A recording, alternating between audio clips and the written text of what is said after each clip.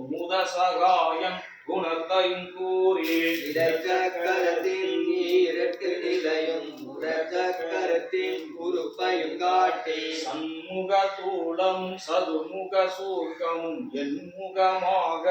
இனிதென கருளி உரியட்ட காயம் புலப்பட எனக்கு தெரியட்ட நிலையும் தரிசனப்படுத்தி கருத்தினில் கபால வாயில் காட்டி இருத்தி முத்தி இனிதென கருளி என்னை அருளுக்கு என கருள் செய்து முன்னை வினையின் முதலை கலைந்து ஆக்கும் மனமும் இல்லா மனோலயம் தேக்கிய எந்தன் சிந்தை தெளிவித்து இருந்தனை இரண்டுக்கு ஒன்றிடம் என்ன அருள் தரும் ஆனந்த கருத்தை என் செவியில் இல்லை இல்லா